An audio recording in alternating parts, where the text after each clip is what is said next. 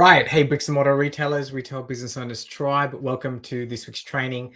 And today I've titled the training Cash Flow Made Easy, trademark. And so obviously we're going to be talking all about cash flow.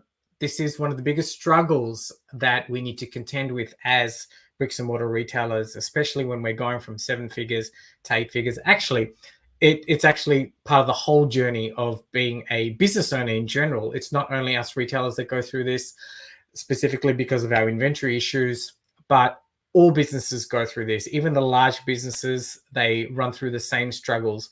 And believe it or not, it's really because they haven't done the fundamentals, which what I'm going to talk to you about today. You know, when I was working with my business coach, running my pharmacies back in the day, when I got taught this, it really blew my mind. You know, just this simple aspect of tracking cash flow, and it really just blew my mind because I was then able to make so much more, much better decisions on what was happening within the store. And anyway, I think I'm jumping the gun. So let's go through this presentation. The cash flow made easy.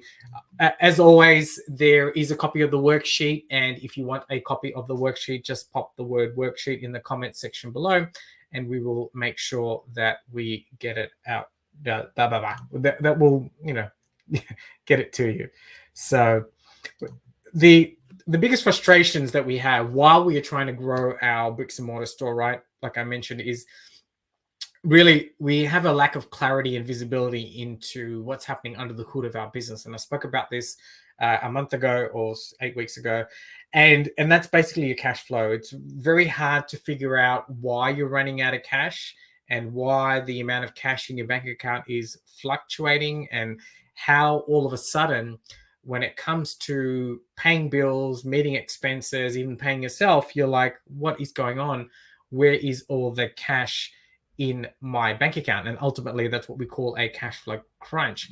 And, I guess for many of us, well, I know for a lot of us that, I'm a pharmacist by profession, right? Nobody taught me how to do this kind of thing.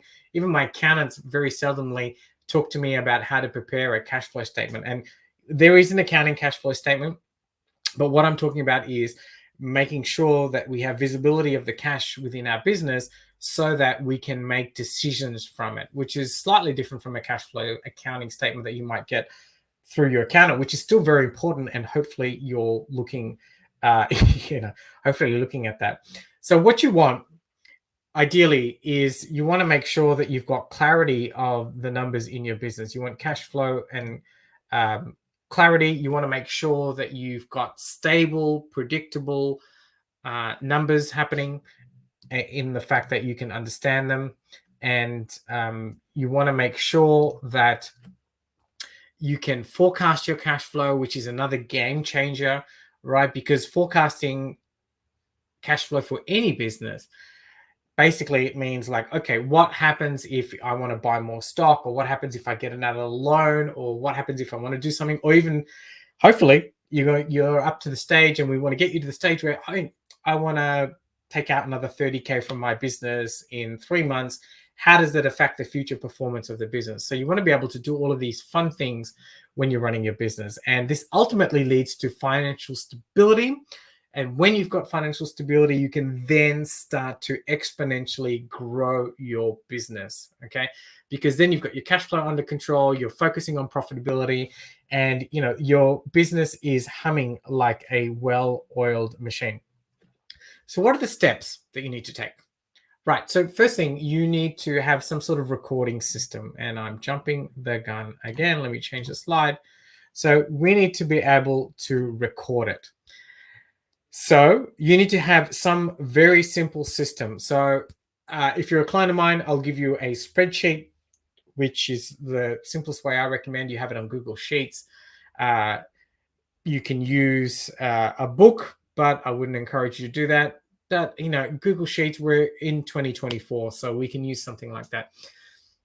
You want to make sure that you record it yourself. So for many of us who are now into the stage where we're getting towards working on the business and not in it, there is a temptation to outsource this stuff. Maybe you just leave it with your accountant or something like that. It's not a good idea. As part of, you're going to have to do some work.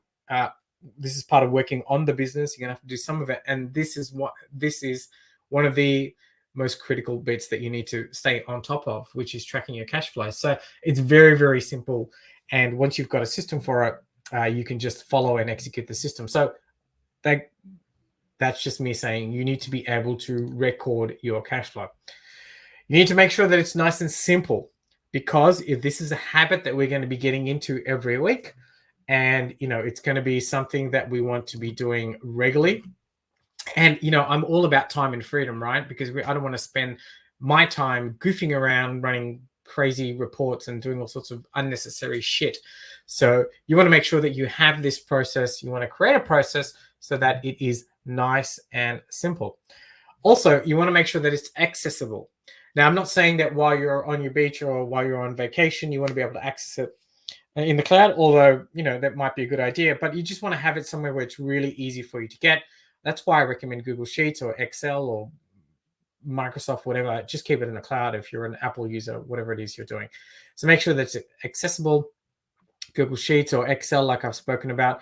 So we want to make sure, excuse me, that we use real numbers when we are entering in these into the spreadsheet, right? So when I talk about real numbers, I'm talking about using basically real numbers. So we want to make sure that we log into our internet banking, our online banking. And you're obviously doing this already if you're at 7 figures. So all of you guys are doing that, which is great. But logging into your online banking and getting the figures from the previous week is so important to give you some accurate results and accurate figures that you'll be putting in, because when you start to track your cash flow, it's only going to be as good as the data you put in. So you want to make sure that you use accurate data and real-time data. I always like to use the trading week as Monday to Sunday. This generally works for most places in the world, but you need to set a system. Just use Monday to Sunday. It's so much easier. And that way you can start to track it forward in a consistent manner moving forward. And then you want to start to enter the data into your spreadsheet, right? You want to start with your cash at bank, because this is a cash flow statement and you need to know how much cash you've gotten in your bank account at the moment. So you need to enter that data in. And then you need to start recording all the cash that went in. So yeah, based on your online banking, you can sort it. You can take an export of it. You can export the data out. You can just do cash going in, and you can do credits and debits, but you need to enter all your cash in. So like your revenue and whatever other cash you're going in. So remember, this is real-time data for the previous week, for the previous Monday to Sunday. You need to enter that in. And then you need to do your cash out. So you need to list all the cash that's going out. So a couple of big mistakes that some retailers make here is we tend to lump it all together. Now, the way I like to use the way I like to track cash flow is I need you to get really granular, because that's when we're going to be able to understand what's really happening under the hood and what's going to happen in the future. So when I say granular, we really need to list all the individual expenses and all the individual things that come out the account. I would not advise you to lump it all into one bit, because that just makes it very hard for you to understand what is happening. At the end of the week, you're doing it correctly when the cash balances, because after you've started off the previous week with the cash in the bank, you've listed that figure, then you've done the ins and all the outs, and you've done this right when the balance figure at the end matches what's in your bank account. Easy as that. It's just simple math. So you want to make sure that all that is correct. And once you've done that, then all is correct. So there might be some issues here that you may encounter. And as long as you're consistent, you can work around this. So one of the issues that we have, depending on where in the world you are, your credit cards or your online banking may not settle for a couple of working days if you're trading on a Sunday. So just keep that consistently in mind. And once you start to do this, you'll find a rhythm and you'll be able to sort that out. But don't let that hold you back.